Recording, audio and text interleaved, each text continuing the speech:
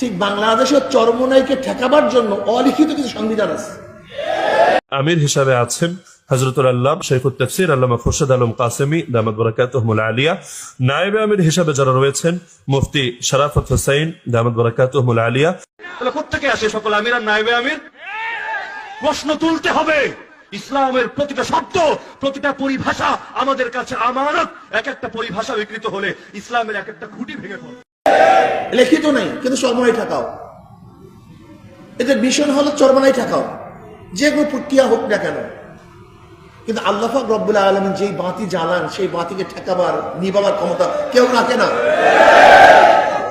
আপনি ইখলাসের সাথে কাজ করেন, ইখলাসের সাথে কাজ করেন, দেখবেন ইনশাআল্লাহ ইখলাসের নৌকা পাহাড়ের উপর থেকে চলে। ইখলাসের নৌকার জন্য পানি প্রয়োজন হয় না, ইখলাসের নৌকা পাহাড়ের উপর চলে। যদি ইখলাস ভিত্তিক কাজ করতে পারেন তাহলে ইনশাআল্লাহ এই জাহাজকে, এই তরিকে, এই মিশনকে, এই কাফেলাকে কেউ ঠেকাতে পারবে না।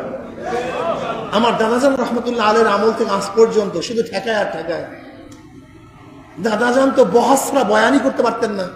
এই জন্য দেখবেন ফরিদপুরের বহস বিরাট বহস, নোয়াখালীর বিরাট বহস, তিনি তো বহস ছাড়া বয়ানই করতে পারতেন না, মাহফিলই করতে পারতেন না। দেখেন আমার দাদাজান রহমাতুল্লাহ আলাইহি এই তরিকার কাজ করতে গিয়ে যত বাধার সম্মুখীন হয়েছেন, এরকম বাধার সম্মুখীন মনে হয় কেউ হন নাই। এবং আব্বাজান রহমাতুল্লাহ আলাইহি কাজ করতে গিয়ে যে বাধার সম্মুখীন হয়েছেন, এরকম মনে হয় অনেকেই হয় নাই। আজকে হচ্ছি, লেকিন আল্লাহ পাক কবুল করার কারণে যারা বাধা দিয়েছে তাদের খবর নেই, কিন্তু যাদেরকে বাধা দিয়েছে তাদেরকে রুখতেও পারেনি। এইটাই নিয়ম। জনাব মুহাম্মদ রাসূলুল্লাহ